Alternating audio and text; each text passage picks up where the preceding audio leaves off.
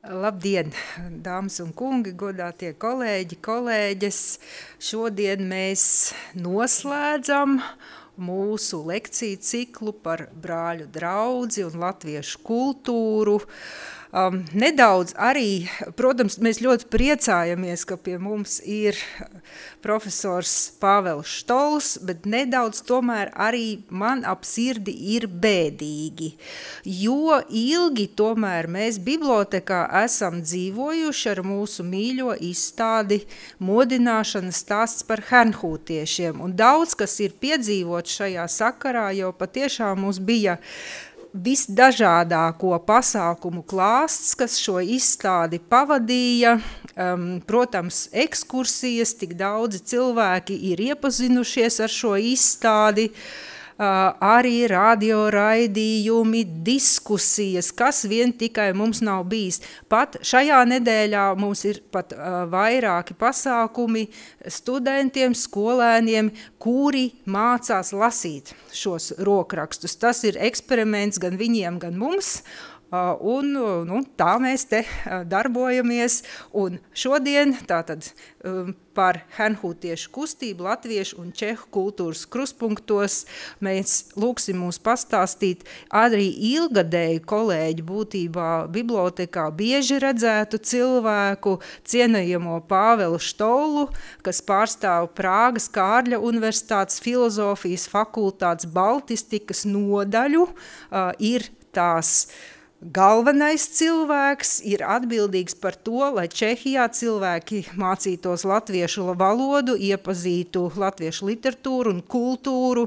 Viņu mēs pazīstam kā kultūras diplomātu, kas ir ļoti būtiski arī šajos laikos, lai stiprinātu mūsu kultūras kontaktus, jo, kā mēs zinām, no Čehiem mēs esam daudz mācījušies, bagātinājušies, pat pašiem to nemaz nezinot, arī savu valodu kaut kādā mērā veidojuši. Tā kā es ceru, ka par to mēs visu uzzināsim šodien, un rīt Pāvelam Štolam tiks pasniegts Latvijas Universitātē goda doktora nosaukums, tā kā mēs arī apsveicam sirsnīgi. Bet lūdzu, Pāvel.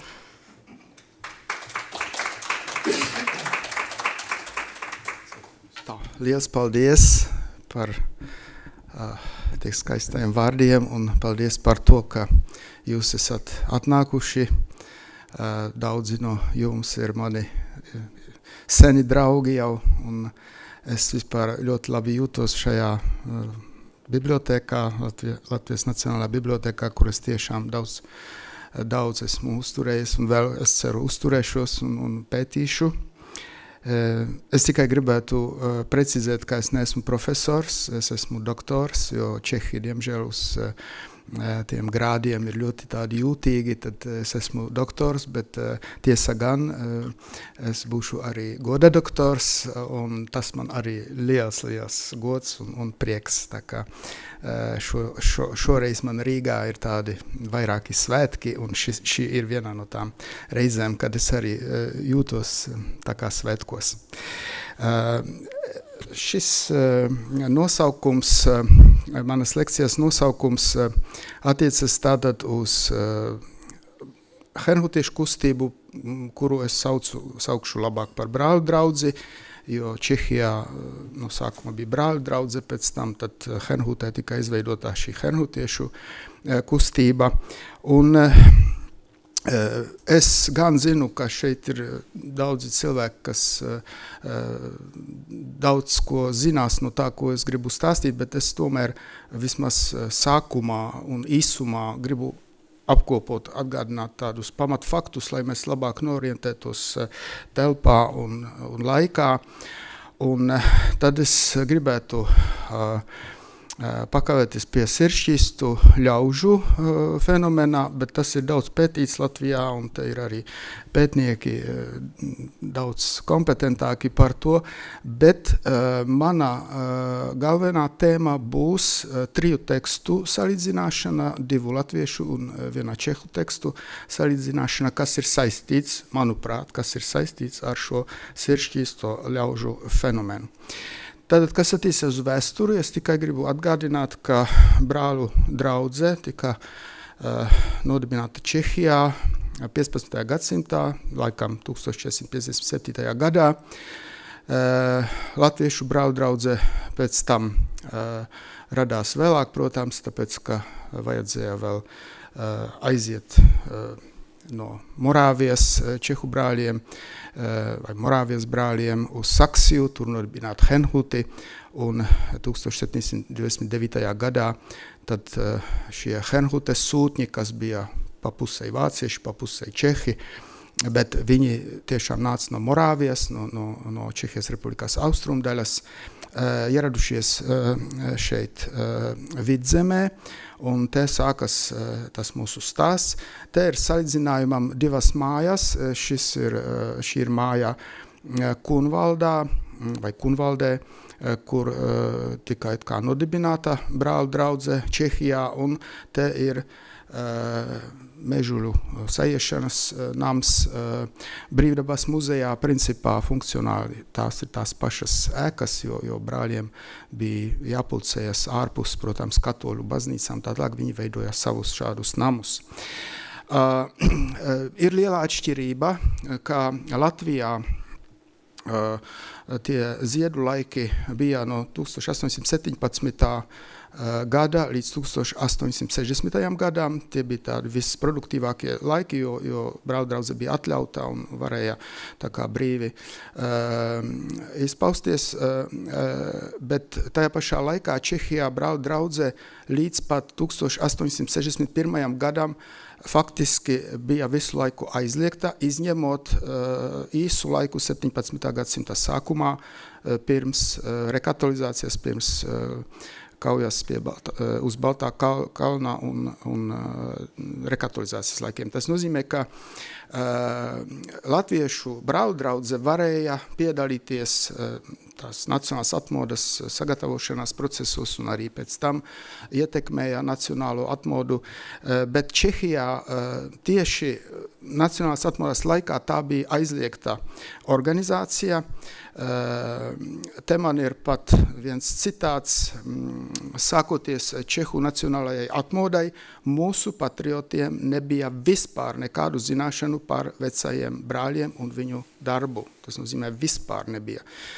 Runā ir par 18. 19. gadsimta mīju, ja, un tad tikai pakāpeniski tajā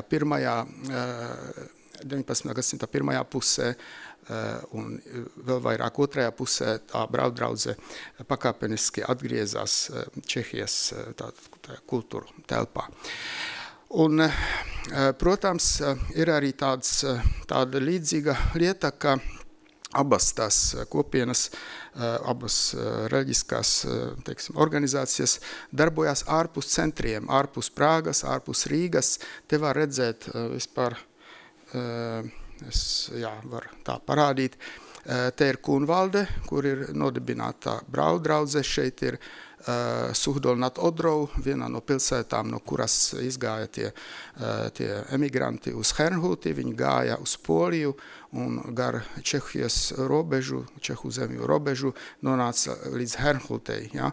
Bet tā darbība bija Austrum Čehijā, bija Morāvijā, vēlāk bija arī, protams, bija arī Prāgā, tāpēc, ka Čehu brāļu draudze iesaistīja ne tikai laukus, bet arī pilsētas un arī aristokrātiju, bet liela daļa darbības notika laukos. Un tas pats arī Latvijā, un jūs varat redzēt, ka īpaši tieši vidzemē, Latvijas daļā, tad Latviešu vidzemē, ka tā bija īsti, tas centrs bija laukos, tikai starpkaru laikā, protams, brāļu draudze darbojās nozīmīgāk arī Rīgā. Te var redzēt arī Igauniem, ka bija pa visu teritoriju, bet Latvijā tā tiešām ir koncentrēta tajā vidienē, vienkārši vidzemes pat vidū un ap to vidu. Ja mēs tagad salīdzināsim kultūru un literatūru, kas ir saistīta ar brāļu draudzi, man ir tāda terminoloģijā savā, viņa nav tik sarežģīta, bet man viņa palīdz drusku sakārtot tos tekstus. Es runāju par primārajiem, sekundārajiem un terciārajiem tekstiem. Primārie teksti ir tie, kas ir radušies brāļu draudzes vidū un kalpojuši brāļu draudzēji un funkcionē tajā vidē. Sekundārajie ir metateksti, tie ir teksti par brāļu draudzi, vai literāri teksti, arī vēstures, historiogrāfijas teksti un tā tālāk. Un tad es vēl atšķiru terciāros tekstus, tie ir teksti, kuros vairs neparādās brāļu draudzes eksplicīti, neparādās šis vārds, bet tomēr ir kaut kāda saite ar brāļu draudzi, ideiskā, reliģiskā, arī tā varbūt vienkārši stilistiskā vai literārā. Varu sakot, tie ir teksti, kas ir implicīti it kā pieder tai henhūtiešu literatūrai. Tagad, ja mēs salīdzināsim šīs trīs kategorijas, tad var konstatēt, ka Čehijā vislielākā nozīme ir tieši primārajiem tekstiem. Tie ir teksti, kas tika izveidoti pirms brāļu draudzes aiziešanas trimdā, tātad līdz 1627. 28. gadām. Un es uzskatu, ka no šī mantojuma ir vissvarīgākie tādi trīs sasniegumi. Pirmais sasniegums ir tautas garīgā dziesma. Brāļu draudze turpināja husītu tradīciju, viņi mazliet vienkāršoja husītu polifonisko dziesmu, un galvenais, viņi sāka izdot kancionālus, dziesmu grāmatas, kas bija izdrukātas grāmatas. Ja? Un tas pirmā tāda grāmata ir izdota Prāgā 1501. gadā, un es esmu lasījis diezgan tāda uzticamā avota, ka tā tiešām ir pirmā šī veida grāmata Eiropā. Ja? Tā kā viņi sāka šo, jo runā ir par laju dziedāšanu, par vienkārši cilvēku dziedāšanu dievkalpojumos, un tad tāds pirmais kancionāls Prāgā. Brāļu draudzei ir tādi divi ļoti slaveni kancionāli, tas ir Šamotuļu kancionāls un Ivančicu kancionāls. Te var redzēt to Šamotuļu kancionālu, un jūs redzat, ka tiešām ļoti krāšņas, ļoti tāda cēla grāmata, protams, drukāta. Tad protams, var atgādināt, ka arī Latvijā ir šī tradīcija, ka ir vismaz 7 rokrakstā un 6 izdotas dziesmu grāmatas, un pirmā izdota 1739. gada Kēnigsbergā. Te nav šī pirmā grāmata, bet tā ir, es tagad neredzu tik labi, bet tā ir drusku vēlākā, bet jūs redzat kalnu ar jēru, tas ir brāļu draudzes simbols, un tā ir tāda līdzīga grāmata, kā tas Šamotuļu kancionāls, te mums ir henhūtiešu tātad dziesmu grāmata ar jēru. Otrais veikums bija visas bībeles tulkojums no oriģināla valodām, tāpēc, ka Čehijā eksistēja bībeles tulkojumi jau 14. gadsimtā, bet brāļu draudze tieši norganizēja un realizēja tulkojumu no visām bībeles oriģināla valodām, kas tika galīgi izdots 1597. gadā, un tā ir tā saucamā Kralices bībele, un tas tiešām ir tāds klasiskās čehu valodas paraugs, pēc kā vadījās arī nacionālās atmodas dzejnieki un rakstnieki. Te var redzēt šo Kralices bībeli. Latvijā situācija bija, protams, citā, jo Latvijā Ernsts Gliks un citi tulkotāji šo bībeli iztulkoja nedaudz vēlāk, par gadsimtu vēlāk, tas ir 1605. un 1694. gadā, bet jau nākamie izdevumi, jau otrais izdevums, jaunās derībās otrais izdevums 1730. gadā finansēja Vidzemes henhūtiešu kustības patrone Magdalena Elizabete von Halarte, un trešais pārstrādātais izdevums arī, protams, izplatījās henhūtiešu vidē, tā kā Vidzemes henhūtiešiem, protams, bija nopelns arī bībeles izplatīšanā, bet viņi to nebija tieši tulkojuši. Un pēdējais sasniegums vecajai čehu brāļu draudzei, manuprāt, bija vispār Jana Amusa Komenska mūža veikums, viņa mūža darbs, viens no lielākajiem čehu domātājiem, teologiem, filozofiem, pedagogiem un rakstniekiem. Viņš bija arī Čehu pēdējais Čehu brāļu draudzes biskaps. Janāms Komenskis ir dzimis Morāvijā, viņš bija spiests lielu daļu savas dzīves pavadīt trimdā, viņš ir apbedīts Nīderlandē, Nārdenā, netālu no Amsterdam. Man šogad bija tas liels gods un tā laime apmeklēt šo Janāmusa Komenska kapu, un Janāmusa Komenska kapu es gribētu jums parādīt dažas bildes no šī manā apmeklējuma, tas ir pats Komenskis. Te ir tāda ieliņa pilsētiņā Nārdena, kur rakstīts Komenska muzejs, un šajā muzejā ir ekspozīcija, blakus muzejām ir kapela, un tajā kapelā viņš ir apbedīts. Šādi izskatās viņa kaps, un man bija ļoti interesanti redzēt, te augšā ir tie logi, un tur visādi simboli no visas pasaules, un netālu no Komenska kapā es atradu šādu simbolu, es domāju pa šito kreisajā pusē, un ceļvedī par šiem simboliem es izlasīju, ka tas ir Baltijas jumis. Tā kā nezinu, kāpēc Komenskam tik tūs ir Baltijas jumis, bet man tas bija patīkams pārsteigums, ka virs Komenska kapā ir latviešu tātad zīme. Tā, protams, par Komenski jūs zināt, es tikai atgādināšu, ka 2 mācību grāmatas ir izdotas 17. gadsimtā, tad ilgu laiku nekas. 92. gadā bija lielā jubileja, un Latvijā iznāca tā lielā didaktika. Šis ir Orbis Pictus no 17. gadsimta, un šī ir lielā didaktika.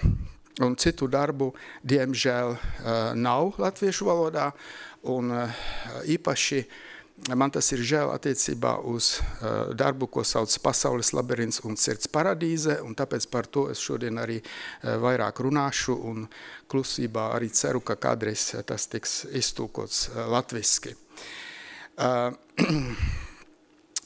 Tātad Čehijā ir tā vislielākā ietekme primārajiem tekstiem. Latvijā, protams, primārie teksti arī ir svarīgi, tie ir tie herhutiešu rokraksti un citi teksti, bet Latvijā ir ļoti spēcīgi arī sekundārie terciārie teksti. Es domāju par brāļu Kaudzīšu, Jāņa Poruka, Jūlijā Vecozolā, Artura Baumaņā un daudzu citu rakstnieku pārsvarā vai gandrīz tikai vidzemnieku darbiem. Un no šiem rakstniekiem es šodien pievērsīšu tieši Jānim Porukam. Čehijā arī ir sekundārie un terciārie teksti, bet sekundāru tekstu ļoti maz, kur tieši min brāļdraudzi. Ir daudzi rakstnieki, kas bija saistīti ar brāļdraudzi biogrāfiski vai ideiski, piemēram, Karolīna Svietlā, Tereza Novākovā, Julijs Zejers, Vladislavs Vančura. Latviešu valodā jūs no viņiem varat faktiski lasīt tikai 2 autorus, tā ir Karolīnas Svietlas lauku romāns Izpirktais lāsts, kas ir pat 2 reizes izdots latviski. Un es domāju, ka varētu pie tiem siršķīsto ļaužu tēliem, ka to var saistīt arī ar Boženas Ņemcovas darbu Vecmāmiņa, kas iznāca 2016. gadā, te klātesušas Halinas Lapiņas tulkojumā. Es domāju, ka tas ir zināms, ka lasīju diezgan labas recenzijas par to romānu. Božena Ņemcovā nebija tieši saistīta ar brāļdraudzi, bet viņai bija tāda īpaša sava, varētu teikt, reliģija. Viņa nebija tāda dogmatiskā katola, un tā viņa babička, vecmāmiņa, ir tāds šķīstā cilvēka paraugs, tā kā es domāju, ka tas varētu būt viens no tādiem piemēriem. Šito grāmatu tad jūs varbūt esat redzējuši, varbūt pat lasījuši. Un tagad mēs esam nonākuši pie tiem siršķīstajiem ļaudīm, un es Es negribu pārāk ilgi par viņiem runāt, jo ir Ieva Kalniņā uzrakstījusi par to ļoti daudz, un arī Māra Grudulē ir pētījusi, un Viesturs Vecgrāvis un daudzi citi pētnieki, bet es tikai tik daudz, cik tas attiecas uz manu tēmu. Tas nozīmē, ka šis nosaukums Siršķisti ļaudis nāk no Poruka stāsta 1896. gadā izdots, un Poruks, protams, turpināja kādu tradīciju, tā ir īpaši brāļu kaudzīšu un apsīšu Jēkaba iedibināta tradīcija, bet viņš bija pirmais, kurš nosauca šo tēlu un faktiski arī konceptualizēja. Te ir tāds uzskats no 1936. gadā, kāds ir sakars tiem siršķistajiem ļaudīm ar hernhutiešiem. Un tas citāts ir tāds. Viens no vadošiem pavadījumiem īsti latviskā daļliteratūrā, sirdskaidrības motīvs, it kā pats par sevi atgādina brāļu draudzi un viņas ideālus. Vai te nav viens no cēloņiem, kāpēc brāļu draudze atrada tik auglīgu zemi latviešos, kā ir kas kopīgs tautās dvēselei ar hernhutiešu garu. Citāta beigas. Tas nozīmē, ka Aleksandrs Veinbergs te runā, ka tās ir faktiski paralēlās parādības, kas atgādina, ja, tā tikai atgādina viens otru, bet fakts ir tāds, ka šos tēlus ir izveidojuši pārsvarā vidzemnieki un ļoti daudz no viņiem bija tieši saistīti ar hernhutiešu kustību.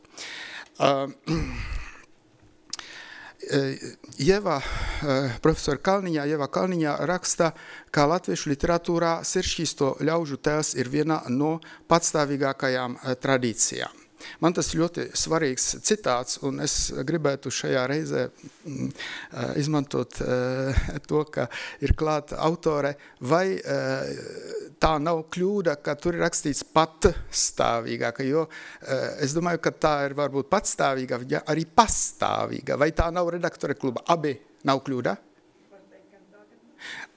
Jā, tieši tā, var teikt gan tā, bet jūs tekstā ir t, bet var arī bez t. Jūs apstiprināt, jā, paldies. Tā kā es vairāk lietoju to pastāvīgākajam, ja, ka turpinās līdz mūsdienām, varat teikt, jo arī mūsdienās ir piemēri, kurus var arī nosaukt, bet tas jau būtu ārpus manai tēmai. Un Ieva Kalniņa te rāda, kādas ir īpašības šiem cilvēkiem. Tātad Jānis Poruks koncentrē Zalkšņa tēvā, tas ir no siršķistajiem ļaudīm, visas jau zināmās siršķisto ļaužu īpašības. Tas ir cilvēks, kas neprot vai pareizāk nespēj melot, viņš palīdz līdz cilvēkiem. Viņa skaistākā īpašība, viņš negāja otrā cilvēka apsūdzēt un nekādi viņš nebija pierunājams. Viņa sirds ir šķīsta no mantaskārības, no pašmīlības, no kaislībām. Tas, kurus lielais ļaužu pulks izsmēj un nievā, tas ir tas, kam ir šķīsta sirds. Un vēl viena īpašība, ka vārdi, darbi un tikumi saskan, un viņš paļaujas uz Dievu visās dzīves situācijās. Tas viss ir attiecas uz tiem klasiskajiem tēliem, gan uz brāļu kaudzīšu, gan uz apsīšu Jēkaba, gan uz Poruka siršķistajiem ļaudīm. Bet mani, redziet, te ir Zalkšņa tēvs, jā, vienā no izdevumiem, mani visvairāk ieinteresēja tas, kas ir rakstīts Poruka stāsta nobeigumā, un tas ir pat 2 reizes atkārtots. Ja? Poruka stāsts beidzas ar vārdiem: svētīgi ir tie siršķisti, jo tiem būs Dievu redzēt. Ļoti konkrēts apsolījums. Šis citāts nāk no Bībeles, protams, no Kristus kalna sprediķa, no konkrētās tātad vietas Bībelē. Tas ir jaunajā derībā, ir atrodams 2 vietās arī vecajā derībā. Psalmos ir rakstīts, kas drīkst kāpt tā kunga kalnā un kas stāvēs viņa svētajā vietā, kam nenoziedzīgas rokas un skaidras sirds, kam prāts nenesas uz nīcīgām lietām un kas ar viltu nezvērē. Un Salamana pamācībās ir rakstīts, kam ir šķīsta sirds, kas mīl to kungu un kura lūpas mīlīgi runā, tam ķēniņš ir draugs. Tā kā Poruks šo savu tēlu saista ar šīm bībeles vietām. Vēl ir arī latviski tulkots grāfā Cincendorfa, es atvainojos, tajā būtu Cincendorfa, nevis Drofa, dzējolis, kuru sauc svētīgi ir sirds šķīstie, un grāfs Cincendorfs raksta, citēju, svētās cīņās modinātiem, no vēla viltus aizsargātiem, tiem debes gaisma skatāma. Citāta beigas. Arī tātad apsolījums, kā redzēs Dievu, kā redzēs debes, un grāfs Cincendorfs vēl runā par cīņu, kas ir pirms šīs Dieva redzēšanas. Un man šī Dieva redzēšana ļoti interesē. Es domāju, kur tad tie tēli un literatūrā, henhutiešu literatūras tātad lokā, kur var redzēt Dievu. Un es atradu 3 tekstus, kur par šo Dieva redzēšanu runā. Un par šiem tekstiem es gribētu tagad drusku dziļāk kaut ko pateikt. Tie teksti ir šādi. Poruku Jānis Pērļu zvejnieks, tas ir vēl pirms ir šīs ļaudīm, ļoti nozīmīgs darbs. Tas ir rokraksts, kas glabājas šajā bibliotēkā, ar acīm redzēts ceļš uz debesīm, kas, šis ir vairāki noraksti, bet šis ir no Krustaskolas grāmatas, un tā autors visticamāks ir Jānis Natanālis Ramanis, bet tas balstās uz Džona Banjana romānu Ceļnieka ceļš vai Pilgrims progress. Par to mēs arī runāsim, un trešais darbs, par ko mēs runāsim, tas ir Komenskā darbs Pasaules labirints un sirds paradīze. Tā jūs varat redzēt arī to labirintu, starp citu šis ir paša Komenskā zīmējums vai ieskicējums. Tātad sāksim runāt par šiem 3 tekstiem, un man tas ir sadalīts tādās 3 daļās. Vispirms tāda pamatraksturojums, tad es runāšu par to ceļu un Dieva redzējumu, un beigās par pašu ceļnieku un viņa pavadoņiem. Un tad būs tāds kopsavilkums. Tad sāksim ar Pērļu zvejnieku. Pērļu zvejnieks ir darbs no 1895. gada. Latvieši laikam visi to pazīst, skolā lasa. Poruks nosauca šo savu darbu fantāzija, bet, kā raksta Viesturs Vecgrāvis, precīzāk laikam būtu viņu saukt par īsromānu. Arī saka garais stāsts, bet es tad turos pie tā īsromāna. Un Viesturs Vecgrāvis savā nesen izdotajā grāmatā par Poruku pie augstā logā, viņš raksta, ka blakus Aspāzijas drāmas Vaidelote ir latviešu eiropeiskās klasiskā romantisma pirmā manifestēšanās un vienlaikus programmatisks vairāku Eiropas romantisma ideju atkārtojums. Tātad pirmā manifestēšanās, pirmais Eiropas klasiskā romantisma paraugs latviešu literatūrā. Tas nozīmē, ka tiešām ir ļoti svarīgs teksts. Un Benedikts Kalnačs arī atgādina, ka šajā darbā šis darbs iezīmējas ar sekošanu 19. gadsimta romantisma literatūrā iedibinātajai audzināšanās romāna telpiskajai struktūrai, atklājot gadsimtu mijas rakstniecībā pietiekami tipisko zemnieka sēta atstāšanu. Tātad te ir atkal runa par audzināšanas romānu, par konkrētu romānu paveidu, žanru. Šo sakaru ar audzināšanas romānu, tātad vāciski bildungsromānu, atbalsta arī Viesturs Vecgrāvis ar tādu ziņu, ka Poruks bija zinājis un cienījis Getes darbu Vilhelma Meistera mācību gadi un ceļojumu gadi. Tie ir darbi, kas it kā ir tādi šī žanra prototipi. Un Viesturs Vecgrāvis uzskata, ka Poruks ir šo žanru ievadījis latviešu literatūrā. Tā kā ne tikai īsromāns, bet arī audzināšanas romāns. Un, protams, ir arī citi iedvesmotāji, bet te ir sakars ar to audzināšanas romānu.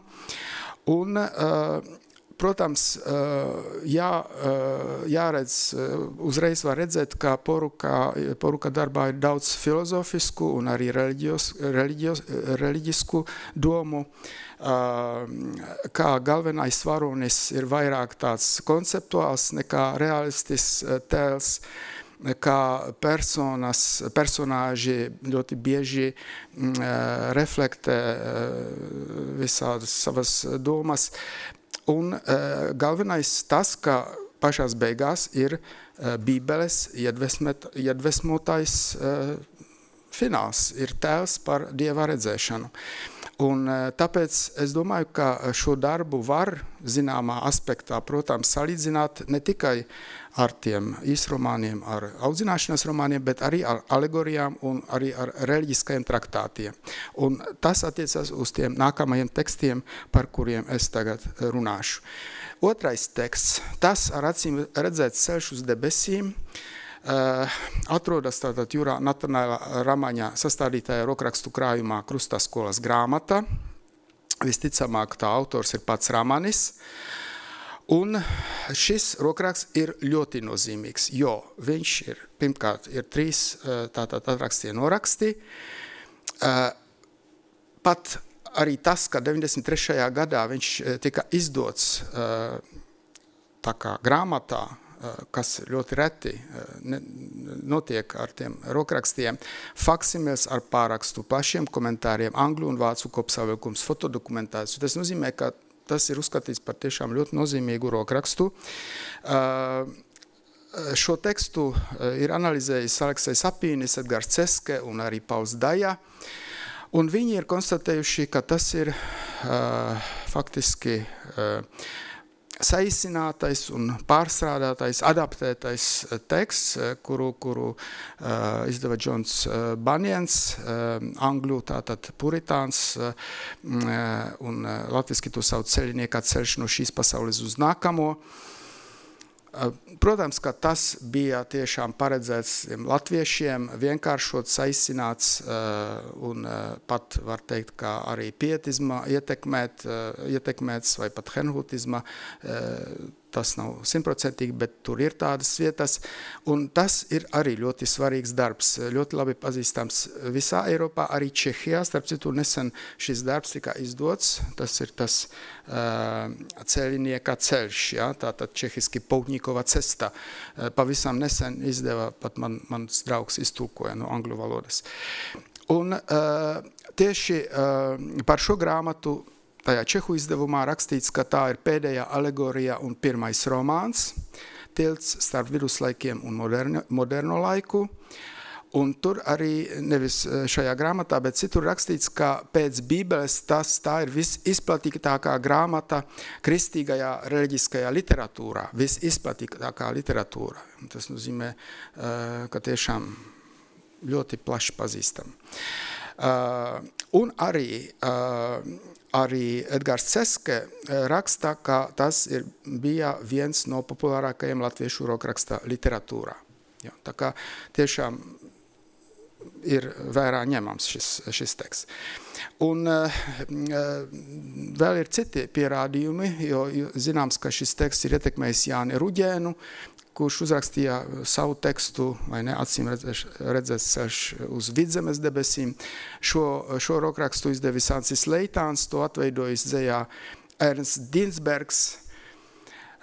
Un man nav nekādu ziņu par to, bet drusku grūti iedomāties, ka literāri izglītotais Poruks šo tekstu nebūtu zinājis. Kaut vai no sava vectēva, kas bija runas tētiņš, Krišs, viņš arī apmeklēja hernhutiešu pasākumus, viņš noteikti zināja, ko ir darījis Ruģens, Leitāns un Dinsbergs.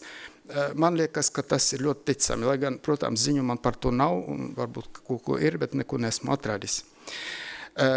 Tagad par to tekstu, ko raksta latviešu pētnieki. Aleksejs Apīnis to klasificēja kā episko, mistisko literatūru. Pašreizējā brāļu draudzes rokrakstu fondā, tajā elektroniskajā versijā, ko faktiski galvenā izveidotāja bija Beata Paškevica, kas te ir arī klāt, un kas man ļoti palīdz, jo tur var atrast tieši tos rokrakstus vajadzīgus. Tas ir celsmes literatūras nodaļā, tātad Erbauungs literatūra, un tiek apzīmēts šis teksts kā alegorija. Bet Edgars Ceske arī runā par mierinājuma darbu, trots Schriften. Igors Šuvajevs lieto koncilatori darbi. Tas ir ļoti tipisks apzīmējums Komenskim, jo Komenskim tiešām bija šie mierinājuma darbi, un viens no tiem mierinājuma darbiem bija Pasaules labirints un Sirds paradīze. Tātad mums ir alegorija, mums ir mierinājuma darbs, tie žanriski apzīmējumi ir ļoti līdzīgi, un tas, rāda zinām kompatibilitāti. Nu, un tagad mēs runāsim par šo Komenska darbu. Pasaules labirints un Sirds paradīze pirmo reizi parādījās rokrakstā 1623. gadā, starp citu šogad ir 400. gada diena, ko Čehijā arī atzīmē, pat ar konferenci. Un šis darbs ir visnozīmīgākais un visbiežāk izdotais literārais darbs, Komenska literārais darbs Čehijā, arī ārzemēs. Tas ir vecākās čehu literatūras labākais darbs. Un tas tieši tiek nosauts par mierinājuma darbu, bet viņš ir sadalīts divās daļās. Viņš ir pirmajā daļā, nu arī nosaukums uz to rāda, ka tur ir Pasaules labirints, Sirds paradīze. Pirmajā daļā viņš ir tā kā alegorija, jo runā ir par ceļojumu pa to labirintu, un tās tie personāži ir tādi alegoriski. Otrā daļā ir drīzāk reliģiskais traktāts, ja? Tāpēc, ka tur ir tā kontemplācija, tās refleksijas, kas notiek sirdī. Bet arī tie ir tie apzīmējumi, par kuriem mēs jau esam runājuši. Nu, tagad jautājums, vai tie autori bija zinājuši savstarpēji šos darbus? Baniens noteikti Komenska darbu nevarēja zināt, tāpēc, ka šis darbs tika iztulkots 20. gadsimta sākumā, un Baniens prata tikai angļu valodu, cik es esmu lasījis, tā kā tas nav, tur sakara nav. Protams, Komenska darbs, Baniena darbs nāca pēc Komenska nāves, tas nozīmē, ka viņš arī nevarēja zināt, un jautājums ir, vai Jānis Poruks varēja zināt šo Komenska Pasaules labirintu un Sirds paradīzi. Protams, man par to ziņu nav. Poruks uzturējās Vācijā, tur viņš tiešām daudz ir lasījis, un viņam bija liela Eiropas kultūras bagāža, viņš tiešām zināja daudz ko. Man ļoti ieinteresēja tāds moments, ko es agrāk nebiju ievērojis, ka Perlu zvejnieka ir tā viņa mīlētā meitene, tā reālā meitene, kuru viņš Dresdenē mīlēja, kas ir nosaukta par Annu Perlu zvejniekā, ka tā ir iz Bohēmijas. Ja? Protams, man ļoti patiktu, ja šī meitene iz Bohēmijas viņam atvestu Pasaules labirintu uz Sirds paradīzi, bet to es nevaru nekādi apgalvot, bet man patīk, ka Porukam bija vismaz vienā vietā viņa daļradē parādās šis vārds Bohēmija. Nu, un tagad mēs ķersimies pie tās salīdzināšanas. Man ir daži citāti. Es ceru, ka es jūs nenogurdināšu ar tiem citātiem, bet es domāju, ka tas ir interesanti dzirdēt, ko paši autori saka. Tagad par ceļu un Dieva redzēšanu. Ceļa motīvs pasaules literatūrā ir ļoti biežs, gan antīkā literatūrā, gan renesansē, romantismā. Un mums ir trīs ceļnieki. Tie ceļi, protams, atšķiras, jo Poruka ceļnieks pamet dzimto zemnieka sētu, viņš 2 reizes brauc uz Rīgu, 2 reizes atgriežas, un tad viņš brauc uz Dresdeni, tur mirst. Ramaņa varonis, vai Baniena, bet es runāšu par Ramaņa varoni, ceļš sākas tā saucamajā samaitājamā zemē, laikam vajadzētu drīzāk samaitātajā zemē un virzās it kā lineāri uz mūžīgu dzīvošanu, pa ceļam piedzīvojot daudzus šķēršļus un pārbaudījumus. Koments, kā ceļnieks no sākuma virzās par labirintu, kas arī ir ļoti bieži motīvs pasaules literatūrā un arī no antīkas laikiem. Un tad šī sižetiskā daļa beidzas un ceļnieks paliek tikai savās domās, savās refleksijās, savā sirdī. Ja? Tā kā tas, protams, atšķirās. Bet, kas ir kopīgs visiem trim tiem darbiem, tas ir tas fināls, tā fiziskā dieva redzēšana, kas visos trijos gadījumos notiek sapnī. Ja? Sapnī, tas nav reāli. Nu, tagad paskatīsimies, ko tie trīs varoņi redz, kur tā dieva redzēšana, kā tā izskatās. Tātad pērļu zvejnieks Ansis Vairogs mirst no smagās slimības, ir zaudējis vecākus, mīļotās meitenes, un nāves gultā viņš redz šādu sapni. Es citēju. Svešais vīrs pieiet pie gliemežu čupiņas, atver vienu gliemežu vāku, un saules gaismā atspīd liela greznā pērle. Tā ir tava sirds, viņš saka uz Ansi, un Ansim paliek tik labi ap sirdi, debešķīgas jūtas viņa krūtis pilda. Un tālāk svešais vīrs izdala tās pērles arī Anša tuviniekiem. Tikai šīs pērles parādiet, tad jūs visi turpat tiksiet, kur es dzīvoju. Nu, svešais vīrs gaismā ietērpts, aiziet pie upes malu, pa ceļiņu uz kapsētu, pa vārtiem iekšā. Ansis un citi iet viņam pakaļ. Viņam liekas, ka kapsētā nav vairs kapsēta, viss pārvēršas. Te, kur viņš alaž bijis miroņus domājies, staigā varoņi, smaida spēcīgi, veseli un spiež Anša roku. Kaut gan tie ir sveši. Kas te ir? Ansis vienu no svešajiem jaunekļiem vaicā, kurš ar līksmu vaigu dēsta kādu puķi. Kas te ir? Debesis. Svešais saka, un tik tagad Ansis saprot, kur tas atrodas. Viņš izvelk savu pērli un tā spīd un laistās, iz tālumā skan eņģeļu kori. Protams, šī dieva redzēšana ir tāda, kā nav tik izvērsta, kā būs citos tekstos, par kuriem mēs runāsim, bet te parādās jau diezgan svarīgas lietas. Pirmkārt, mēs saprotam, ka tā pērle tikai tagad ir apstiprināts, ka tā ir tiešām tā sirds, ka tā ir tātad garīgā vērtība un tā individa vērtība, tā sirds. Viņš atrodas debesīs tātad viss spīd un laistās, un jau parādās eņģeļu kori. Eņģeļu kori, tos mēs vēl redzēsim un gandrīz dzirdēsim. Tas ir par poruku. Tagad par Ramani. Ramaņa galvenais varonis pēc suģestīvi aprakstītās kaujas ar sātanu un pēc kristībām nonāk pie mūžīgā ķēniņa nama. Un te notiek šādas lietas.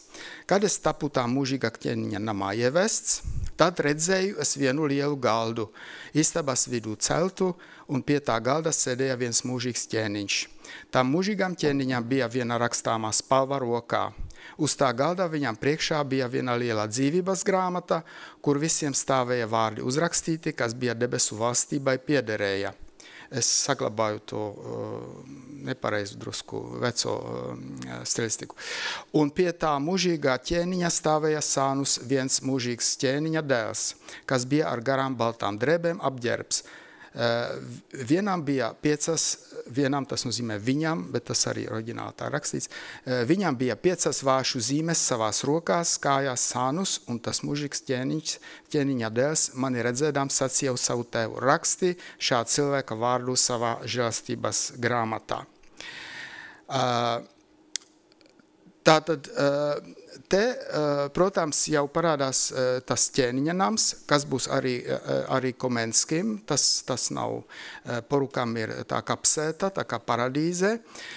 Parādās dzīvības grāmata, tā porukam nav.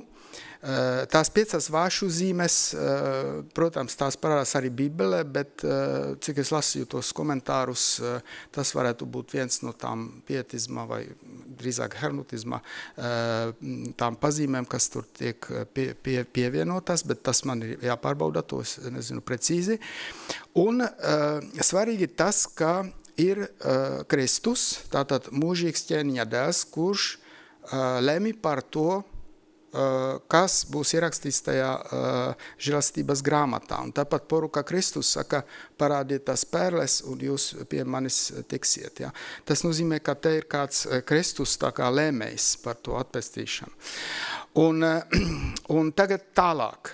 Pēc tam ceļnieka ved uz istabu, kur tā svētā dieva jēra kāzas bija, tur sēdēja tie svētie dieva vīri un apustuli. Pēc tam veda tie dabas sulaiņi mani paradiezes dārzā. Un raugi, tur stāvēja tas Cianas kalns, tanī dārza vidū, tas kalns bija pilns svētiem cilvēkiem un eņģeļiem, tiem cilvēkiem bija visiem kokles rokā. Tie cilvēki lustējās ar tiem eņģeļiem, viņi mutējās, lauzās un apkampēs viens otru, kas gribēja gāja pie tā dzīvība kokā ēst. Vēl rādīja tie man to svētu pilsētu, nu kā tā taisīta bija. Mālu vietā bija tas šķīstais zeltsliks. Tie akmeņi bija dārgi rubīna, safira, dimanta, jaspesa un turkaisa akmeni. Un tas ielas visas bija kā ar karbunkula akmeniem izbruģētas. Te sāka tie eņģeļi ar balsiem un citi cilvēki ar koklēm dziedāt un spēlēt. Nu, te ir ļoti jauks tas moments ar tām koklēm, vai ne? Tas skaidrs, ka tas latviešiem tur pielikts. Protams, te parādās eņģeļkoris, tas pats kā porukam no tālienes, te jau tuvāk, jo tur pat cilvēki viņus pavadā ar koklēm, parādās dārgie materiāli. Ja, tie dārgie materiāli Latvijā nevar jau atrast rubīnus, safirus, dimantus, Latvijā varēja meklēt un atrast perles, ja, un porukam bija tā perle, kas simbolizēja tā garīguma cenu, to vērtīgumu, kas ir saprotams. Un te, protams, egzotiskajās zemēs var dabūt arī rubīnus, safīrus un tā tālāk. Tā kā tas ir motīvs, kas būs arī Komenskim, un tie dārgie materiāli te parādās. Un tagad par Komenski, ja mēs vēl to Komenska vīziju salīdzināsim, tad Komenska ceļnieks, viņu tā arī sauc ceļnieks, pēc bēdīgās pieredzes no pasaules labirinta vispirms dzird dieva balsi, un tās dievs viņam saka, atgriezies turp, no kurienes tu esi iznācis uz savas sirds māju un aizver aiz sevis durvis. Tā kā tas pats slēdziens, kā ir porukam, ja, ka ir tas jāatgriežas uz to sirds māju, ka tas ir jāatrod sevī, nevis ārpusē, bet savā sirdī, to pērli. Un tālāk. Dēls, es dzīvoju divās vietās, debesīs savā slavā un virs zemes nomāktajā sirdī. Un no tevis es tagad gribu, lai tev arī būtu divi mājokļi. Viens šeit mājās, kur kā es teicu, esmu kopā ar tevi, otru pie manis debesīs. Tāpēc es tevi iedodu spārnus, proti alkas pēc mūžīgām lietām un lūgšanas. Kad tu gribēsi, tu varēsi aizlidot pie manis, un tad tu ar mani un es ar tevi nodosimies baudai. Šie tādi drusku erotiski motīvi, kas parādījās arī tām ramaniem, tas ir cilvēki lustējās, spiedās, mutējās un nodosimies baudai ar Dievu.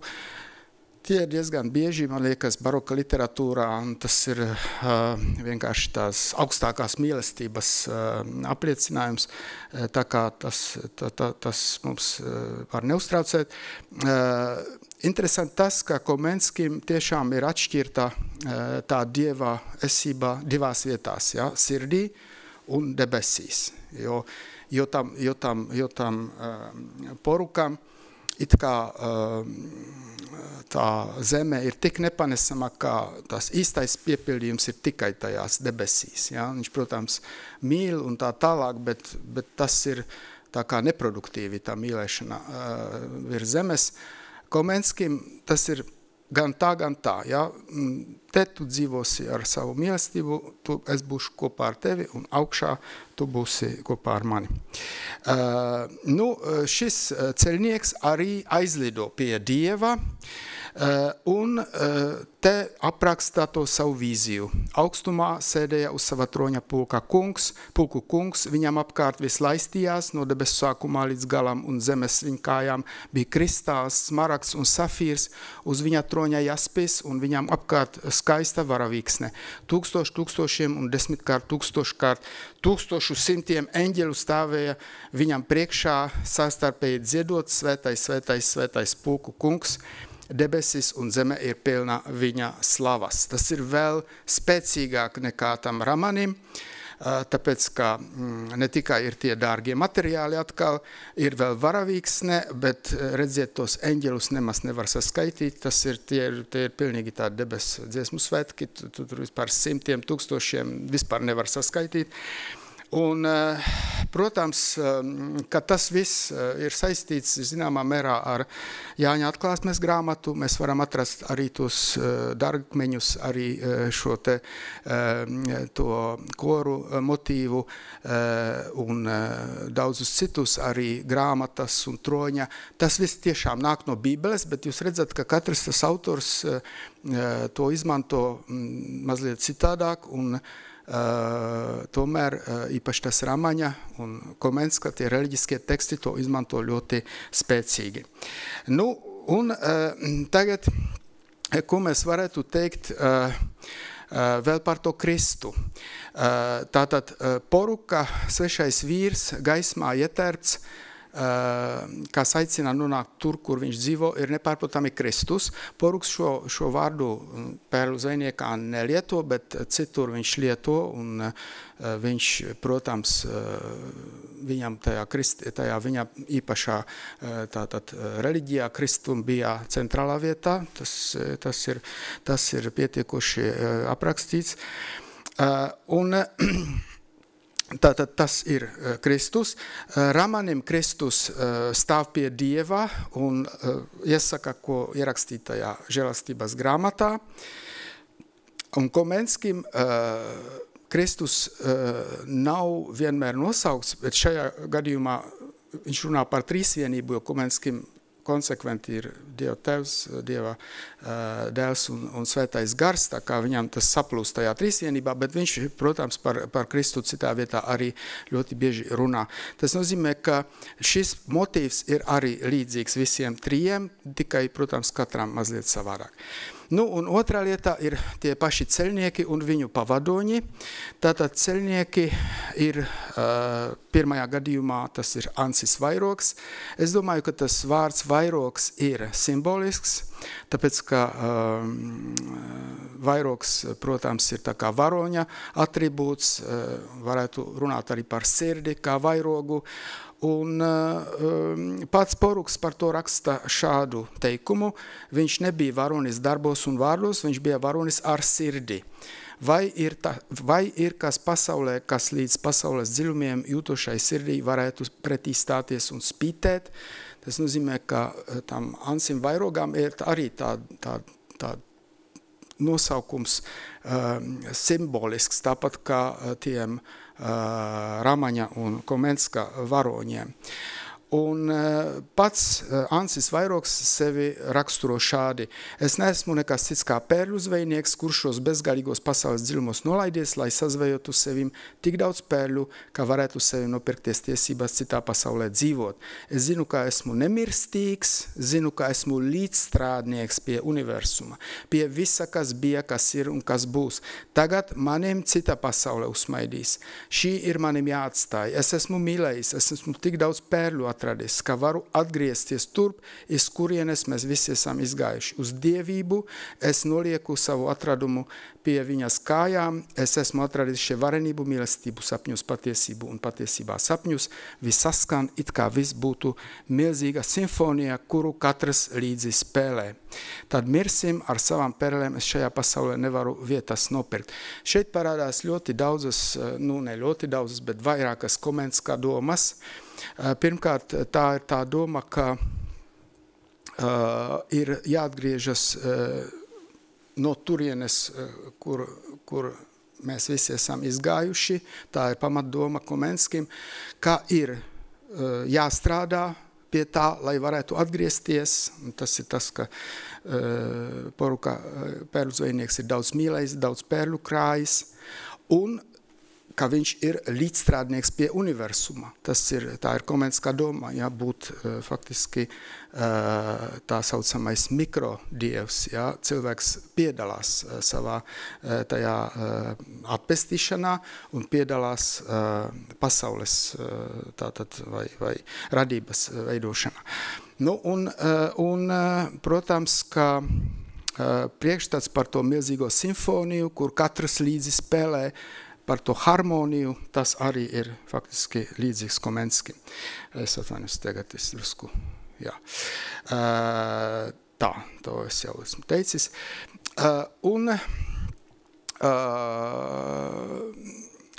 Te tagad ir tā, ka, ja mēs salīdzināsim šos 3 tekstus, tad iznāk daudz kas kopīgi gan Komenskim, gan Porukām, bet, protams, atšķiras tas Ramaņa teksts, jo Ramaņa tekstam, respektīvi Banina tekstam, to jau arī pētnieki pārmet, ka viņš ir pārāk utilitārs un didaktisks.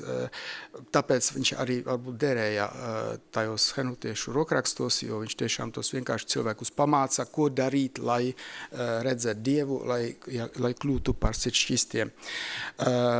Un tiešām tas Ramaņa teksts atšķiras ar to, ka viņš ir drusku tā kā reklāma, varētu teikt, ar tādām šausmu scenām, ar kauju ar Sātanu un ar citiem draudiem, un tas neparādās ne Porukam, ne Komenskim, bet kopīgs ir tas, ka viņi tiešām visi iet līdz tai Dieva redzēšanai un ka visu interese ir panākt to savu atpestīšanu.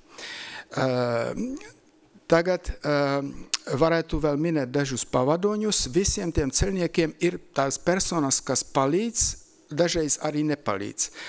Porukam ir pavadoņi skaidri, tās ir tās 2 meitenes, mīlētās viņa mūzas Zenta un Anna, ar kurām viņš daudz runā un kurās viņš tā kā pārbauda to savu mīlestību. Tā ir māte, kas viņam dod ļoti vērtīgus padomus, un tas ir mužas kungs Tālheims, kas viņu atbalsta un arī viņu pavada dzīvē. Ramanim ir arī tādi palīgi un pavadoņi. Ir evaņģēlijums, ir Dieva apslēptu lietu izrādītājs, bet Ramanim ir vēl tie spēcīgie tādi pretinieki, kā piemēram Sātans. Ja, tas nav ne zvejniekam, ne Komenskim. Un Komenskim ir 2 tādi pastāvīgi pavadoņi, gidi, varētu teikt, kuru čehiski sauc všudy būt všezviet, a māmeņi, všudy būt všezviet varētu būt tā kā visur bijis, visu uzzinājis, un māmeņi būtu mānītājs. Tie ir cilvēki, kas cenšas viņam sakropļot pasaules un patiesībās uztveršanu. Ja? Viņam dot pat tādas brilles, kas maina to patiesību, un viņš no šiem saviem pavadoņiem tātad atvadās un viņus noliec. Bet visiem 3 ir beigās, protams, arī Kristus, kam viņi pievienojas vai viņš pievienojas viņiem. Tā kā tas arī ir līdzīgi. Nu, un vēl ko varētu teikt par Ansi kā individualistu. Par to rakstā arī Viesturs Vecgrāvis, ka, protams, viņš tās pērles, kas meklē, ka tās nav kopīgās pērles, ka tās ir individuālās pērles. Pats Ansis Vairogs raksta, ka par sevi saka, ka viņš grib būt tik sev pašam, tas ir klusēt un savā dvēselē nogremdējoties. Tā ir arī doma, kas nav sveša Komenskim, tāpēc, ka viss tas Komenska darbs ir par to iegremdēšanu savā dvēselē, savā sirdī, tāpēc kā runā ir par individu, ja, par manis atpestīšanu. Tā kā tas saskan ar Komenski diezgan. Nu, un Ansis, piemēram, noraida laulību. Ja? Viņš saka, redzi, man patīk sapņot, domāt, pārdomāt, apbrīnot skaistumu, varenību dabā un cilvēkos, bet tā mierīgi nomesties uz dzīvi, kā vīrs un sieva mūžīgi žužināt. Es pat precīzi nezinu, ko nozīmē latviski žužināt, bet iedomājos apmēram. Tas man būtu varbūt nepanesams. Tu taptu maniem varbūt garlaicīgā. Mēs sāktu nīsties un ķildoties. Tā kā pat laulības neder. Komenskis uzreiz savā labirintā saka, ka laulībā ir brīvprātīgā verdzība. Un, kā redzot šo laulību realitātē, viņš saka, ejam prom, es šajā stāvoklī redzu tikai veltīgumu, neredzu neko citu kā veltīgumu, ja, un tā kā tas neder. Tas bremzē tajā ceļā. Un tas ir saistīts arī ar to, kā mēs te neredzām baznīcu nekur. Ja. Ansim nav baznīcas, viņš grib pat pašā sākumā ar to zentu runā, ka viņi saulāsies bez baznīcas un viņi pielūgs visvareno, lai viņu saderina. Tas ir uzreiz, ka Kristus saderinās, bet baznīca nav vajadzīga. Komenskis ceļnieks ir ļoti kritisks pret mācītājiem, pret kristiešu nesaskaņu, un viņš pašās beigās runā par neredzamo baznīcu, par neformālo kristīgo kopienu, ja? bet formālā baznīca tur nefigurē, Ramaņa ceļniekiem arī nav. Tā kā tie arī ir ļoti kopīgi, tas ir ļoti kopīgas lietas. Nu, un mēs esam nonākuši pie beigām, es tagad mēģināšu to kaut kā apkopot, lai vispār, es saprotu, ka tas ir sarežģīti, jo es paņēmu uzreiz 3 darbus kopā un salikt to. Varbūt vajadzētu arī ilgāk vēl pastrādāt pie šī salīdzinājuma, bet man tas ir tāds pētījuma sākums. Tātad mani secinājumi tagad ir tādi. Nu, arī ar pirmo daļu es varu tikai teikt, ka varbūt, ka to mēs varam pat izlaist, jo es runāšu tikai par to salīdzināšanu, lai es jūs nenogurinātu ar kaut kādu atkārtošanu. Runāsim tad par siršķīsto ļaužu tēlu tradīciju, kas parasti tiek saistīta ar ētiku, bet pats Poruks citē Bībeles apsolījumu, ka siršķīstie redzēs Dievu, tas ir ļoti, ļoti tātad reliģiski tātad eksponēts tēls. Un šo Dieva redzēšanu aprakstījis pats Poruks savā īsromanā Pēru zvejnieks. Tā izteiksmīgi parādās arī Vidzemes hernutiešu vidē izplatītajā rokrakstā Tas ar acīm ceļš redzēs uz debesīm, un čehu literatūrā vistipiskāka šī dieva redzēšana ir aprakstīta Komenska darbā Pasaules labirints un sirds paradīze. Tipoloģiski salīdzinot šos 3 ļoti nozīmīgos literāros darbos, kas visticamāk radušies neatkarīgi viens no otra, var atrast daudzas tipoloģiskas līdzības. Šo darbu dažādi žanriski apzīmējumi ir ļoti tuvi un noteiktos aspektos tie attiecas uz visiem 3. Fantāzija, īsromāns, audzināšanas romāns, alegorija, reliģiskais traktāts, mistiskā literatūra, celsmes literatūra. No šiem apzīmējumiem mēs varētu atrast kaut kādus aspektus, kas ir attiecināmi no visiem šiem 3 šiem tekstiem. Visus šos darbus vieno ceļa motīvs un ceļnieka un viņa pavadoņu tēli. Turklāt ceļš beidzas debesīs, redzot un satiekot Dievu. Sekojot Poruka Bībeles citējumam, šos ceļniekus varētu uzskatīt par vienu no siršķīsto ļaužu paveidiem, proti par tiem, kas par tādiem top. Ja, tāpēc, ka tie klasiskie siršķīstie ļauži, viņi ir jau gatavi. Piemēram, Zākšņa tēvs, viņš tā kā ir jau gatavs siršķīstais, bet šie pat sāpīgi un ceļā un ļoti gandrīz dramatiski dažreiz viņi top par tiem un top tikai savā ceļa beigās. Un, ja mēs salīdzināsim šos 3 darbus, tad savstarpēji tuvāki ir Poruka un Komenska darbi, kuros padziļināti tiek risināts pasaules labirinta un sirds paradīzes pretstats. Tas ir tipiski gan porukām, gan komenskim. Un cilvēka līdzdalība savā atpestīšanā, tas nozīmē, ka ir aktīvi kaut kas, aktīvi tajā jāpiedalās, to risina gan poruks, kas zvejo pērles, gan komenskis, kas sadarbībā ar Dievu, protams, sevi pilnveido. Protams, Ramaņa teksts ir daudz īsāks, un viņš tiešām ir daudz didaktiskāks un utilitārs. Tātad tur mēs salīdzināt daudz nevaram, jo tur tādu pārdomu nav dziļu. Nu, un tagad pašā nobeigumā es jums varu citēt vienu uzskatu par Komenska un Banjenu darbu. Viens čehu pētnieks raksta, ka tie ir retās čehu brāļu un angļu puritānu religiozitātes divi retie augļi, kas nobrieduši tālu viens no otra un neatkarīgi viens no otra, lai gan mūsdienās, gan nākamajos laikos sniegtu dzīvo liecību par dzīvi, kādu bija izbaudījuši divi lieli 17. gadsimta kristieši. Faktiski to varētu attiecināt arī uz poruka darbu, jo arī tā ir liecība par lielā tātad latviešu rakstnieka un arī kristieša, varētu teikt, pieredzi. Un es domāju, ka kas ir ļoti svarīgi salīdzinot poruku un Komenski, ir tas, ka abiem bija savā kristietības versija. Poruks, protams, bija ļoti izglītots, viens no pirmajiem ļoti izglītotajiem latviešu rakstniekiem. Viņam bija visa tā Eiropas kultūras bagāža un savs priekšstats par kristietību.